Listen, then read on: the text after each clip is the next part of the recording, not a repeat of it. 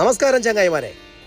അജുമാനിൽ വീണ്ടും നമ്മുടെ മുത്തപ്പൻ എത്തിയിരിക്കുകയാണ്. 15ാമത് ശ്രീ മുത്തപ്പൻ തിരുവപ്പന മഹോത്സവം ഇന്നും നാളെയാണ്. അതായത് 27-ാം തീയതിയും 28-ാം തീയതിയും ഏപ്രിൽ 2024. 28-ാം തീയതി രാവിലെ, അതായത് ഞായറാഴ്ച 6 മണിക്ക് ഗണപതി ഹോമവും 7 മണിയാവുമ്പോൾ തിരുവപ്പന വെള്ളാട്ടവും കുട്ടികൾക്കായുള്ള ചോറൂണ് 7:30 ആരംഭിക്കും. 12 മണിക്ക് പള്ളിവേട്ടയും ഒരു ഉച്ചയ്ക്ക് 12:30 ആവുമ്പോൾ നമ്മുടെ പ്രസാദ ഊട്ട് ആരംഭിക്കും. വൈകുന്നേരം 7 മണിക്ക് മുടിയഴിക്കൽ ചടങ്ങാണ്. 15ാമത് ശ്രീ മുത്തപ്പൻ തിരുവപ്പന മഹോത്സവം ഒരുക്കുന്നത് അയ്യപ്പ സേവാ സമിതി UAE ആണ്.